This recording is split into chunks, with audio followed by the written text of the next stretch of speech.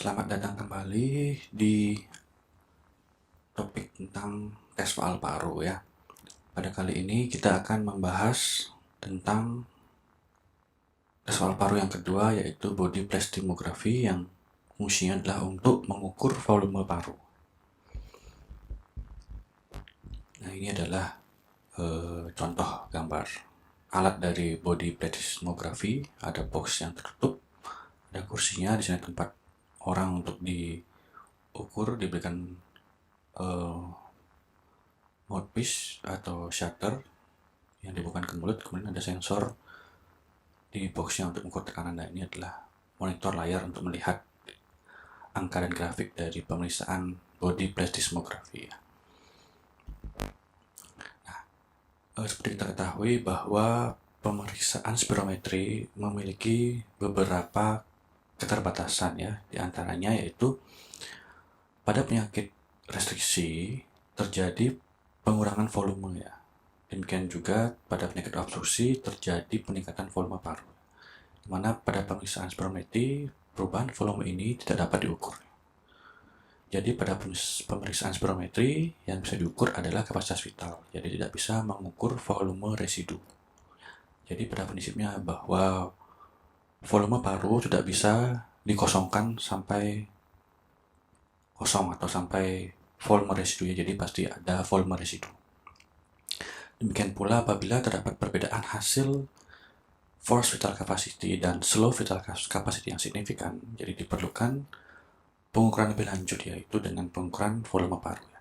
Jadi di sini indikasi untuk pengukuran volume paru diantaranya adalah untuk diagnosis hiperinflasi, untuk mengkuantifikasi penyakit paru restriksi, dan juga kuantifikasi penyakit paru obstruksi dan penyakit paru lainnya, dan evaluasi dari gejala lebih lanjut seperti sesak, batuk, dan sputum, serta beberapa tes lainnya ya, seperti memfollow up diagnosis penyakit respirasi, kemudian untuk mengukur reversibilitas obstruksi dari saluran nafas, kemudian untuk menilai dari risiko tindakan, dan sampai juga untuk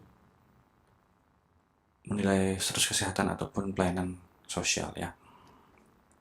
Itu indikasinya. Kemudian kita lanjut. Parameter apa saja yang bisa diukur pada pemeriksaan body plethysmography ya. Jadi di sini yang utama adalah pada body plethysmography kita dapat mengukur gas volume intratoraks ya, atau intrathoracic gas volume. Ini yang utama untuk pengukuran body plethysmography. Selain itu juga bisa digunakan untuk mengukur resistensi saluran nafas ya, dan juga pengukuran volume residu, kapasitas paru total, kapasitas residu fungsional, serta airway resistance yang spesifik. Nah, ini adalah prinsip kerja dari alat body plethysmography ya. Jadi di sini kita lihat di gambar kanan bahwa di sana ada box yang sudah tertutup ya. Jadi udara dan tekanannya konstan di sana, dan ada penghubung alirannya yang dibuka ke mulut pasien, dan juga ada sensor di box bawah untuk sensor tekanan ya. Kemudian ada monitor untuk melihat volume dan angka atau grafik dari hasil pemeriksaannya. Jadi prinsipnya di sini adalah bahwa perubahan volume dan tekanan adalah konstan ya dalam ruang tertutup sesuai dengan hukum Boyle. Jadi di sini yang diukur dalam body plethysmography adalah pergeseran perubahan volume ya, dan juga perubahan tekanan kotak dengan kotak box ini, dan perubahan tekanan di mulut atau aliran udara saat bernapas biasa ya.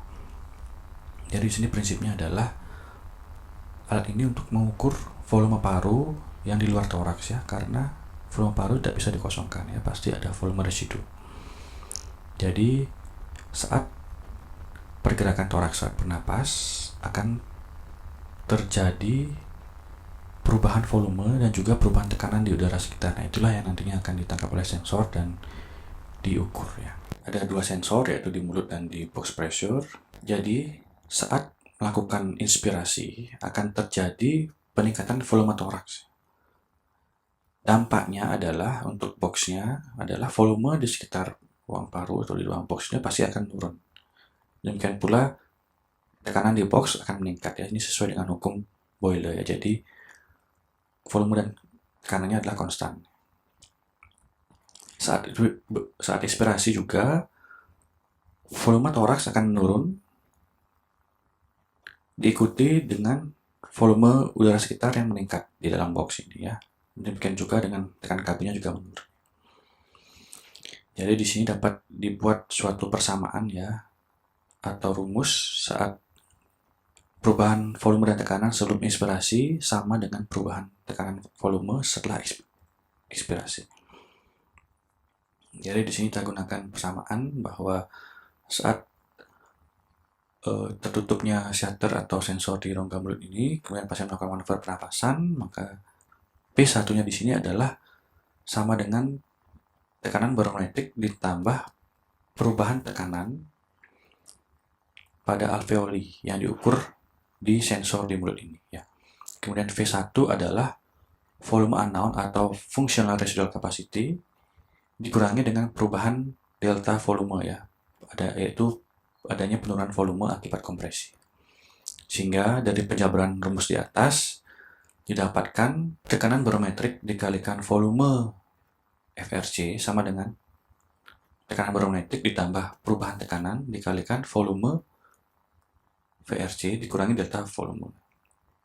Jadi didapatkan rumusnya adalah perubahan volume unknown ini atau FRC sama dengan perubahan volume per perubahan tekanan dikalikan tekanan barometrik. Nanti akan didapatkan interpretasi berupa volume dari functional residual capacity. Itu adalah prinsip dari pengukuran body plethysmography. Body plethysmography. Which parameters can be measured? Obstructive lung diseases can be determined by spirometry. Here, the FEV1 value and forced vital capacity are measured and their ratio determined, resulting in the FEV1 to FVC ratio. In obstructive diseases, the FEV1 value, and therefore the FEV1 to FVC ratio, is reduced. However, both the FEV1 and the forced vital capacity are dynamic volumes. That is, they're measured under forced expiration. Patients need to correctly perform the breathing maneuver required for measurement. In contrast, with body plethysmography, an obstruction can be determined by airway resistance, a parameter independent of patient cooperation. It's measured during normal breathing so that there's no need for a special breathing maneuver. Therefore, body plethysmography is a good alternative for patients with poor compliance, and it can objectify spirometry findings well. Another reason to perform body plethysmography could be the differentiation between restriction and emphysema, that is, chronic lung hyperinflation. Spirometry provides only a clue, namely a reduced vital capacity, though differentiation requires knowing the residual volume of the lung and therefore the total lung capacity. Compared to a normal finding, the vital capacity is reduced in restriction because the total lung volume is decreased. In contrast, in lung hyperinflation, the vital capacity is reduced as the residual volume is increased at the expense of the vital capacity. The total lung capacity isn't reduced. The term body plethysmography is derived from the Greek word plethysmos, meaning enlargement, and grapheme for to write. It literally means describing the enlargement of a body. Through this procedure, the total volume in the lungs is determined, including the volume that can't be exhaled. The idea behind body plethysmography is to measure lung volume non-invasively and outside the thorax. For this, thoracic movements during breathing are recorded as pressure changes in the surrounding air, which are converted subsequently into changes in the lung volume. This type of measurement only works in a closed setup. Accordingly, patients sit in an airtight cabin, breathing air in and out from outside the cabin via a mouthpiece. Inside the cabin, there's a pressure sensor that registers the pressure change within the cabin. A second pressure sensor is in the mouthpiece that can simultaneously measure pressure in the mouth and airflow. Let's first look at what the pressure sensor in the cabin measures. Since the cabin is closed and doesn't change its shape, the volume and pressure in the cabin always change simultaneously and in opposite directions. This means if one value increases, the other value decreases automatically and conversely. So, how can this relationship be described mathematically? The product of pressure and volume in the cabin is constant. This relationship is also known as Boyle's law. It applies to our measurement setup, namely when breathing in the cabin. During inspiration, the volume of the lungs, and therefore the thorax, increases. The body, shown here as lungs for simplicity's sake, occupies more space in the chamber. As a result, the volume of surrounding air in the chamber decreases by the same amount through which the volume of the thorax increases. The surrounding air is compressed and cabin pressure increases. During expiration, the lungs, and therefore the thorax, constrict again. The space available to the surrounding air enlarges. The air expands into this additional space, and its volume increases by the same amount through which the volume of the thorax decreases. The pressure in the cabin sinks. Through this interplay, the change in thoracic volume can be derived from the change in cabin pressure.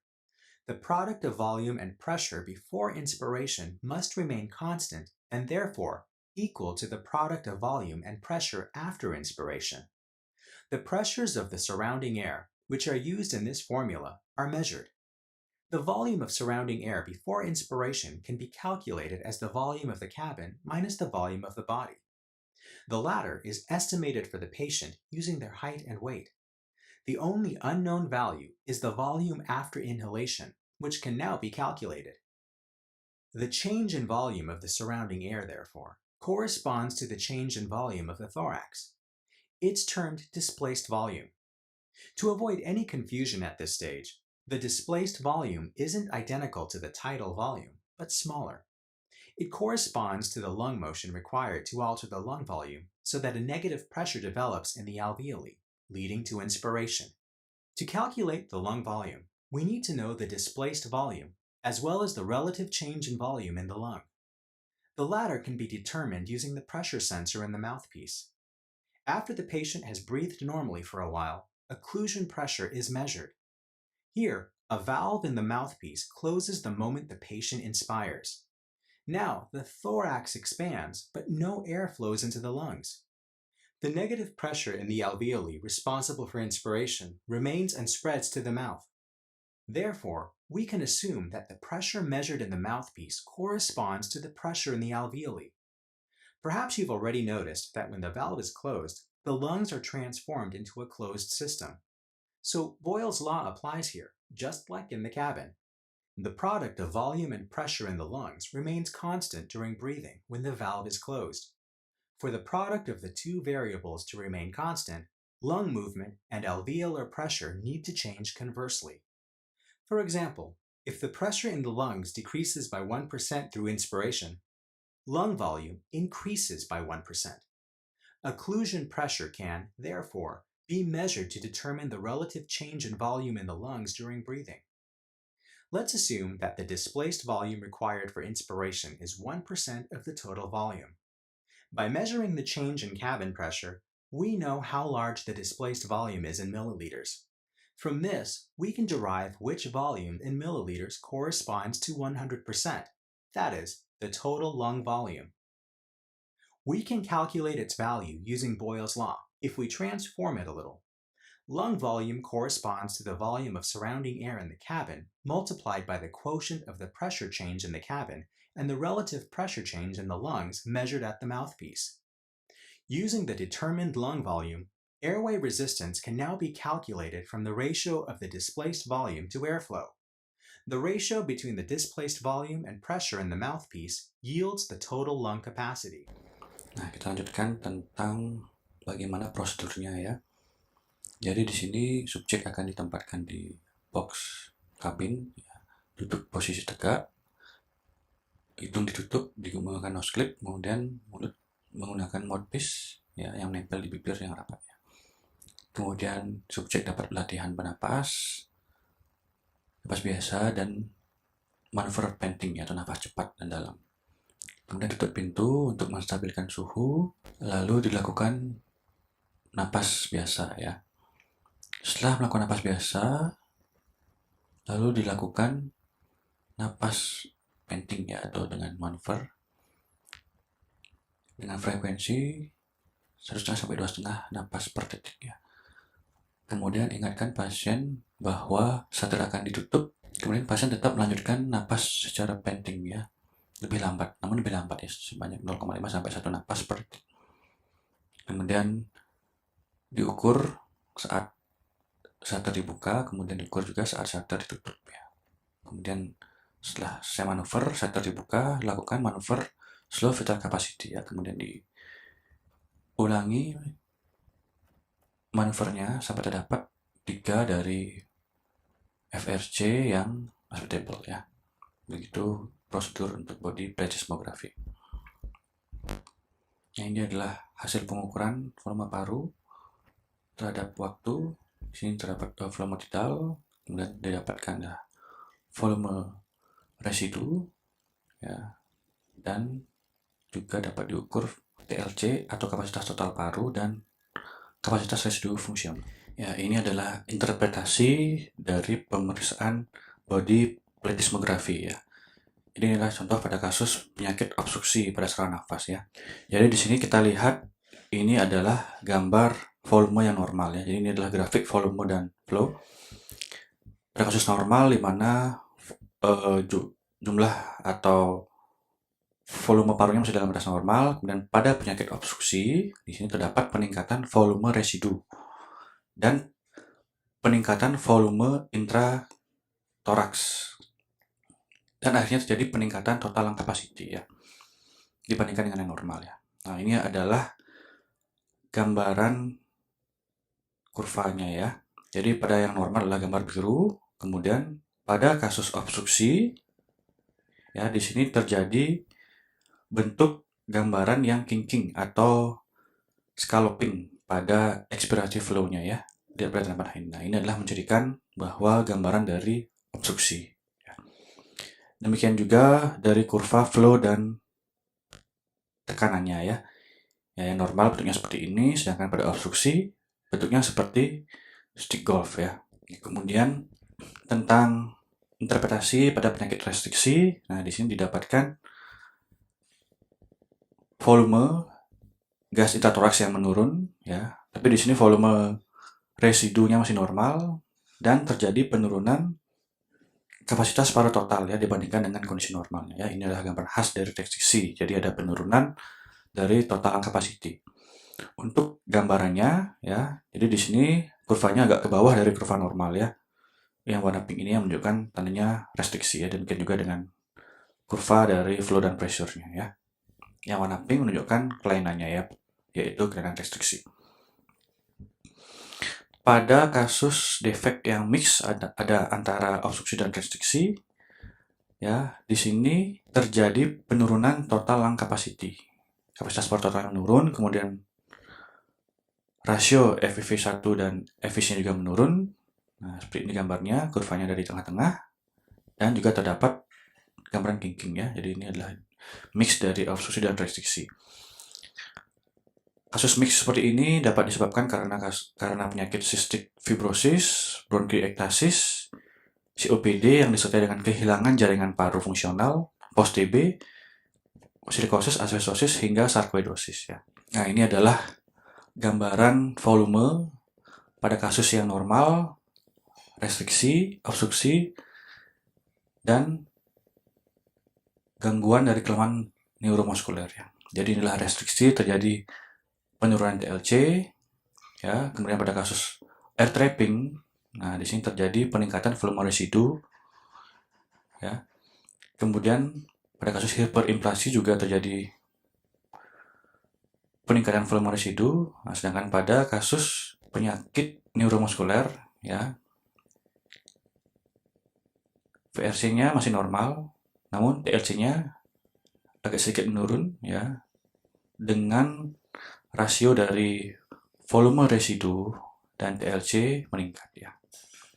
Jadi ini adalah contoh perbandingan nilai dari kapasitas vital, kapasitas fungsional residu, volume residu, kapasitas paru total, dan rasio dari volume residu dan kapasitas paru total ya. Dapat dilihat ini adalah nilai normalnya pada air trapping ya, seperti ini, di mana volume residunya meningkat ya. Demikian juga dengan nilai FRC-nya juga meningkat ya. Sedangkan pada restriksi nilainya menurun ya. Nah, itu adalah gambaran interpretasi perbandingan dari volume paru pada individu yang sehat dibandingkan dengan yang pasien yang air trapping, hiperinflasi maupun yang restriksi ya. Baik, kita akan membahas satu kasus untuk memperkuat pemahaman tentang pengukuran volume paru ya. Jadi di sini ada kasus perempuan usia 68 tahun dengan keluhan utama adalah sesak nafas yang semakin memberat ya. Dia ada riwayat perokok berat sekitar 90 pack per tahun dan saat ini sudah berhenti ya. Dia juga ada keluhan batuk produktif dan gangguan tidur saat malam hari. Dia bekerja sebagai di toko daging beberapa tahun dan tidak ada pajanan dari polutan lingkungan ya. Dari hasil foto toraksnya didapatkan emfisema dengan peningkatan diameter toraks. Nah, ini adalah gambaran dari pemeriksaan spirometri dan volume paru dengan menggunakan metode washout dari nitrogen ya. Ini dilakukan di tempat praktek dokter paru, kemudian pemeriksaan spirometri dan body plasmografi ini dilakukan di rumah sakit ya. Nah, jadi itu pertanyaannya adalah apa interpretasi dari tes fungsi paru yang dilakukan di tempat dokter paru? Yang kedua, apa pertimbangan dokter untuk merujuk pasien melakukan tes lebih lanjut, yaitu dengan tes body plasmografi di rumah sakit ya. Kemudian, apa interpretasi dari tes fungsi paru yang dilakukan di rumah sakit? Nah, dan mengapa ada perbedaannya ya? Ya baik, di sini kita bahas satu persatu. Yang pertama adalah tentang interpretasi tes fungsi paru yang dilakukan di tempat praktek dokter ya. Jadi di sini didapatkan nilai dari spirometrinya, didapatkan obstruksi ya. Dengan nilai FEV1 yang FEV1 dan FVC-nya di bawah 0,7 ya. Ya, dengan respon dari bronkodilator yang kurang baik yaitu 9,2% dan 100 cc peningkatan dari FEV1-nya ya. Dan dari pemeriksaan volume paru dengan metode washout nitrogen didapatkan volume parunya masih dalam batas normal. Jadi di sini interpretasinya mengarah ke gangguan obstruksi dan restriksi ya, campuran antara mix obstruksi dan restriksi. Apa yang perlu diperhatikan pada pemeriksaan volume paru pada menggunakan metode washout N2 ya. Jadi di sini didapatkan interpretasi bahwa volume paru yang turun dan tidak adanya hiperinflasi ya berhubungan konsisten dengan gangguan obstruksinya ya. Nah, jadi pertimbangannya adalah dirujuk untuk evaluasi volume parunya untuk memastikan penyebab dari gangguan obstruksinya ya. Kemudian pada tes di rumah sakit dari pemeriksaan spirometri di sini didapatkan respon bronkodilator yang lebih bagus ya, yaitu 16,1% ya, dan 180 ml perbaikan dari FEV1-nya ya. Jadi di sini terdapat obstruksi saluran nafas yang derajat berat, namun tidak ada bukti bahwa adanya gangguan restriksi dan obstruksi ya. Dan dari tes pengukuran volume paru dari body plethysmography di sini didapatkan peningkatan volume paru yang signifikan ya, dilihat dari volume residunya ya dan nilai kapasitas fungsional residualnya meningkat. Jadi mengapa ada perbedaan hasil pengukuran volume pada menggunakan metode washout N2 dengan metode body plethysmography ya. Jadi di sini pada pemeriksaan dengan metode washout nitrogen didapatkan nilai FRC-nya ya, nilai FRC-nya adalah 2,58 liter ya. dari pemeriksaan body plethysmography didapatkan nilai FRC-nya lebih tinggi, yaitu 3,9 liter ya.